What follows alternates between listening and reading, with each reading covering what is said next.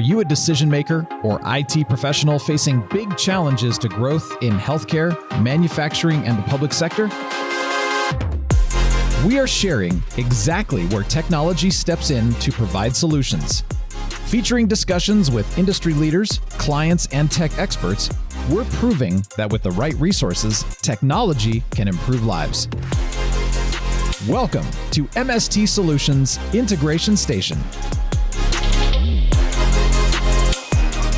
Hello, everybody, and welcome to another episode of Integration Station. Today, we are going to be diving into innovation within an industry that affects every single individual in every single family around the world, and that's healthcare. In many ways, barriers to innovation are really just baked right into the DNA of the American healthcare system.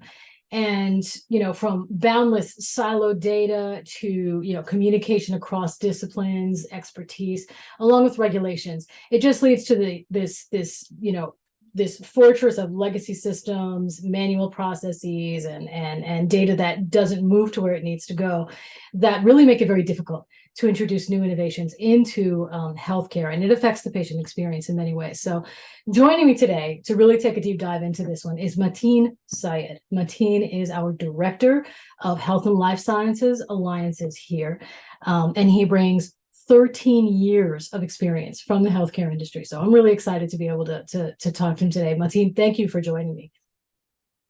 Thank you, JC. And I just wanted to kick us off by saying that before even I joined MST, I used to watch these podcasts, and I was really fascinated the way these sessions are coming. So I'm really excited to be a part of this. So thank you for having me here. Welcome. Very welcome. Yeah. So what are we thinking? Yes. Yeah, tell me. I'm glad I'm here. I love to talk about healthcare and just the way the industry has been evolving. But healthcare has dragged its feet in innovation. But really, after COVID-19, we have witnessed healthcare needs to be able to pivot, and it really needs to pivot fast to be able to meet the rapid changing demands of patient needs. So a lot of changes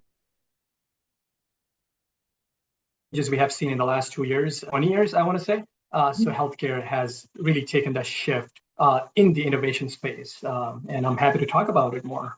That's actually excellent. So let's actually take a deep dive into that, because I think in many ways COVID-19 did shine a very bright light, and many organizations did put in some really fast answers to meet some of those challenges, but they put them in a way that wasn't sustainable. So many of those organizations are right back to square one.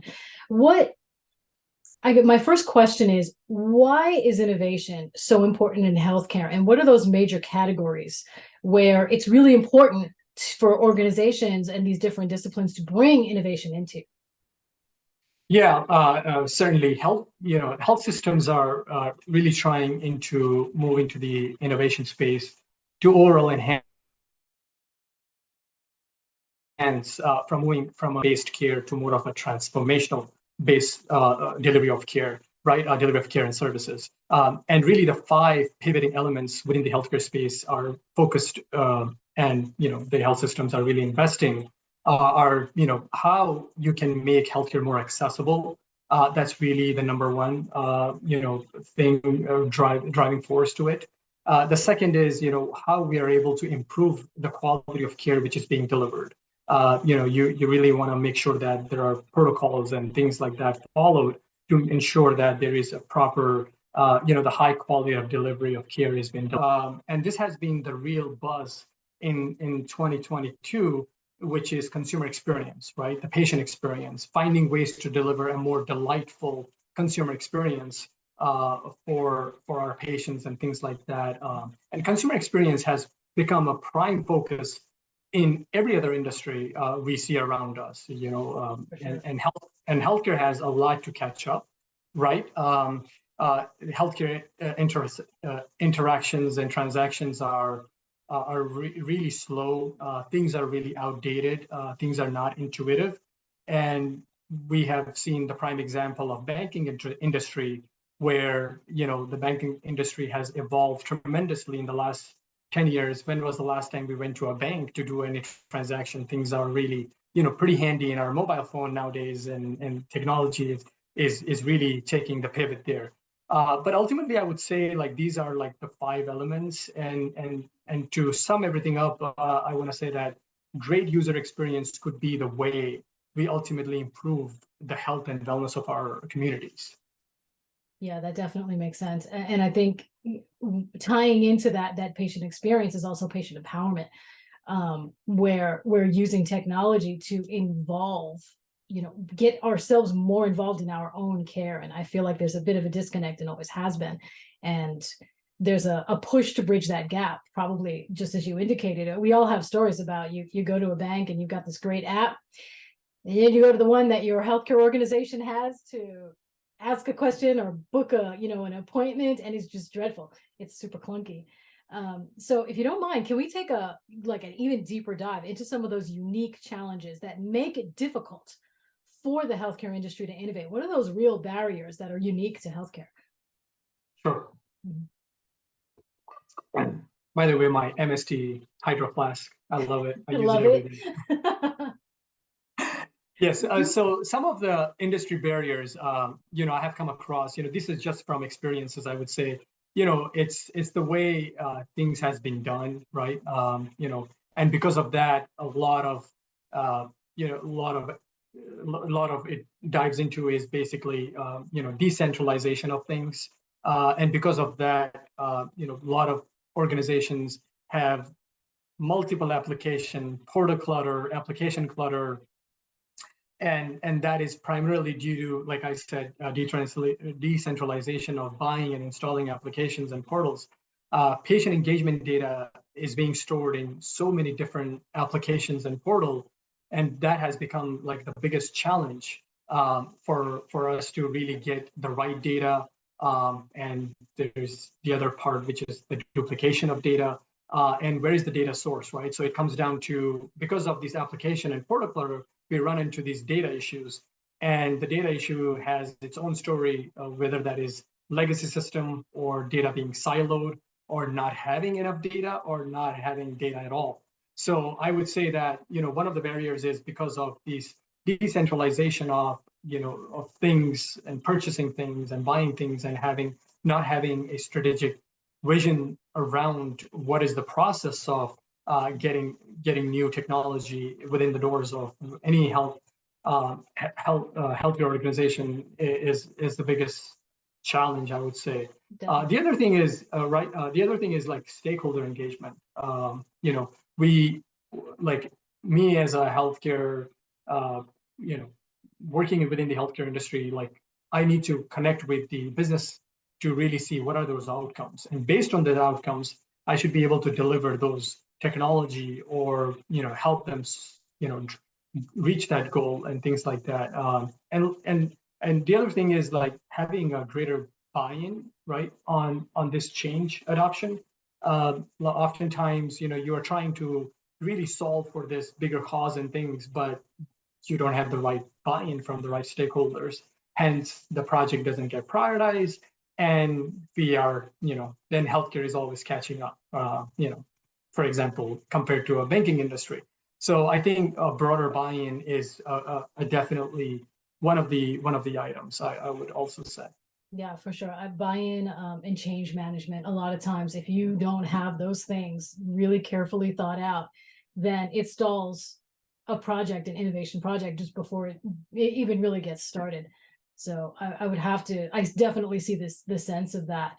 And I can also see what you mean about data, because not only does that tie into the ability to provide the ultimate best care for a patient, but that ties into the ability to look at community demographics, population graphics, at looking at the trends within the regions that you're serving and being able to spot those things. You can't do that without moving that data around to where it needs to go, when it needs to go. So there's kind of a lot there, isn't there? And in many ways, it boils down to data buy-in, change management. It's really, really interesting stuff. So here, what I'm going to ask next. How do you overcome those barriers? What are those first steps that you can take to really start jumping over some of that? Yep.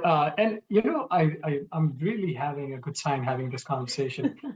And because this is healthcare, right? It's not only my business or your business. It's everybody's business. So healthcare, that's why it's very unique within any other right services It's true. because It touches us all. it affects all of us, right? That's why as a end user yourself, you're able to connect and talk about it and know all the challenges you would have. Yeah, But yeah, healthcare is so close how to do we? everyone's heart for sure. For sure. True, yes. So how do we overcome these challenges, right? And just oftentimes what I see is like health system they really need to figure out what they're trying to solve, right? Need to have a plan and prioritize. Basically, have sort of a vision which is really aligned to their business outcomes.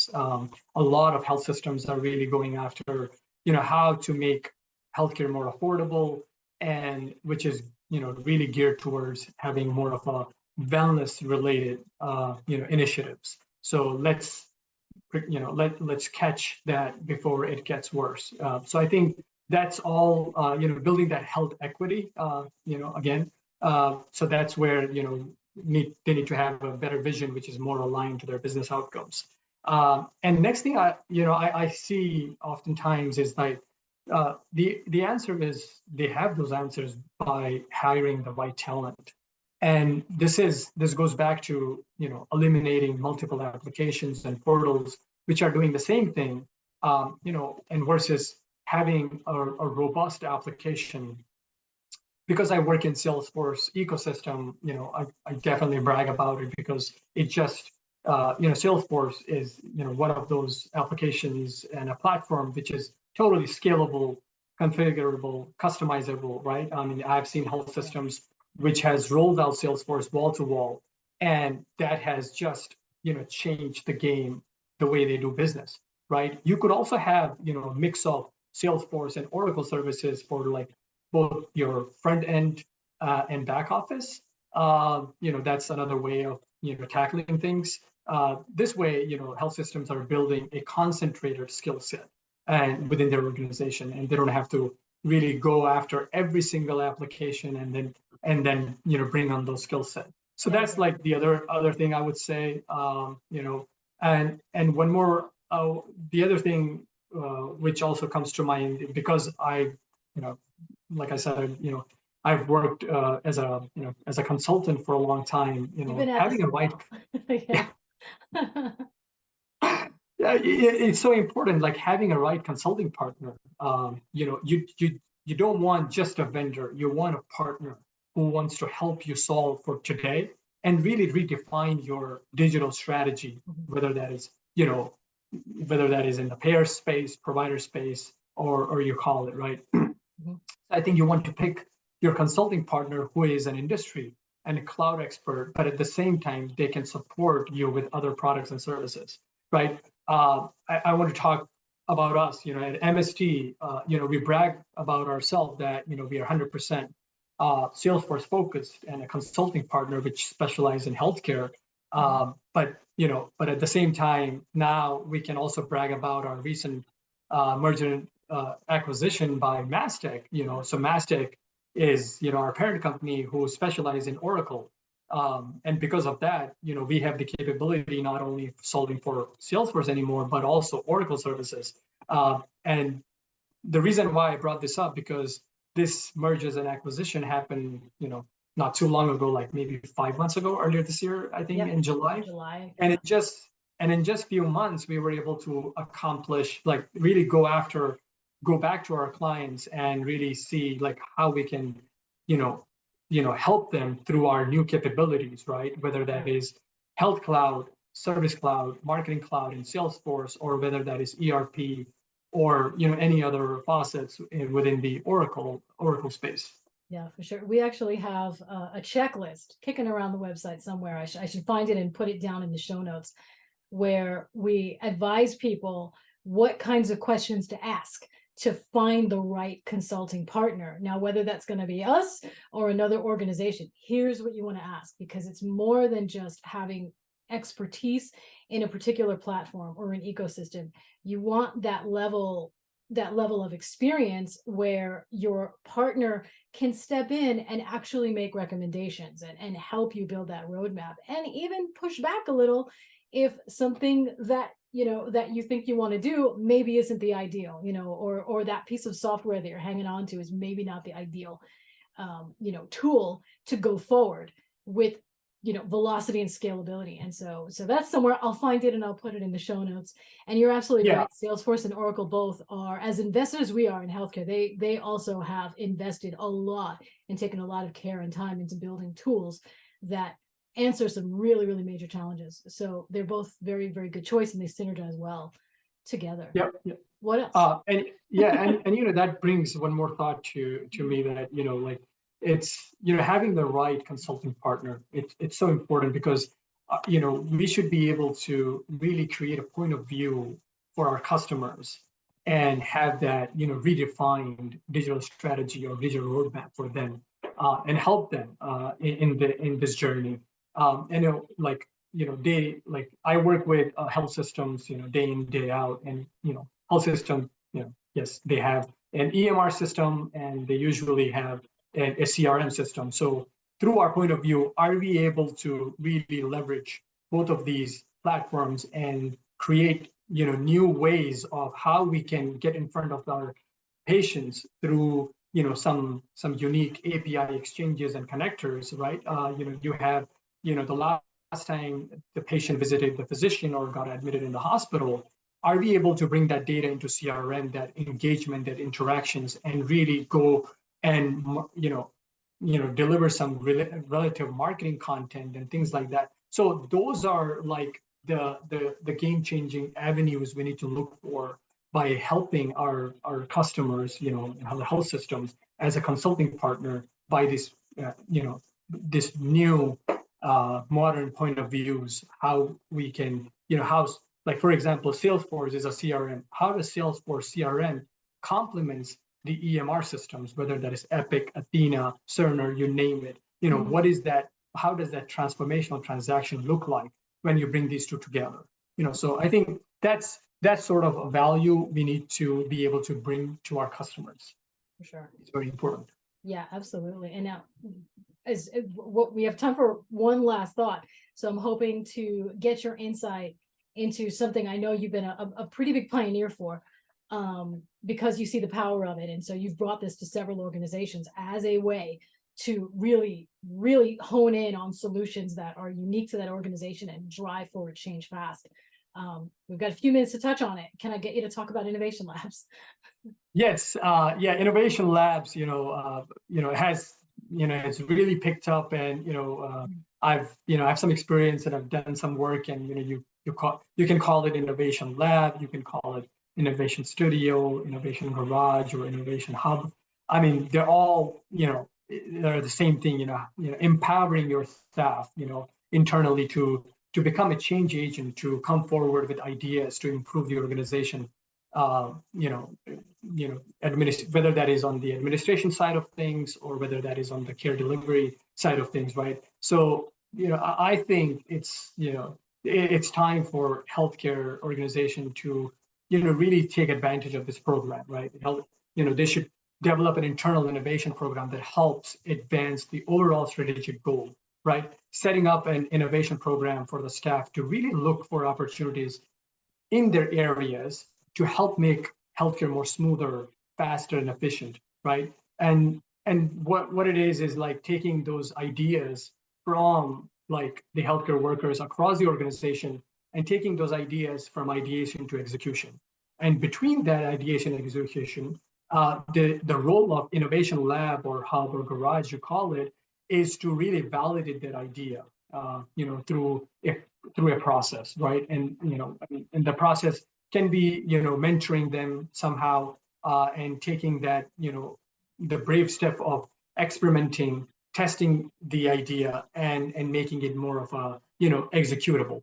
So I think there's we can spend another hour on it, but I think the gist of it is like empowering and creating that culture within your healthcare organization for the for the healthcare workers, whether that is on the clinical side of things, administrative side of things, giving them the ability to really take advantage of this program to find ways how they can improve the going back to those elements, right? We talked about how they can reduce the cost of care on the administrative side of things. How are they able to, through these innovative ways, how are they able to create a more consumer experience for their patients or members? Going back to those elements. So I think if they are looking out for those things, they really have some really valuable assets in the organization. So I think they can take really good advantage, and it's really meaningful. Like when I was doing this, I felt really appreciated. Like whatever I'm saying or whatever I'm submitting my ideas, somebody's really hearing me, and because of that, I feel more of a valuable player for my organization, right? Yeah. And getting that recognition and all that stuff is very important. So I think it's just a change in culture brings a lot of value to it. It does seem like that. It seems like almost a driver for change and a way to bring a culture of innovation to an organization. And so, but there's kind of a lot to unpack. So I'm hoping I can get you to come back onto the show in a future episode and really dive into that. And would love to. Oh, that would be awesome. That would be absolutely awesome. And in the meantime, for the folks who are listening or watching, if you have any questions for us, for Mateen, go ahead and find us on the website, find us on social media, LinkedIn, and give us your questions. We'll do our best to answer. You'll also find some resources down below on our dedicated website page. So look for that one and look for Mateen in a future episode. Thank you. Thank you, JC. Thank you.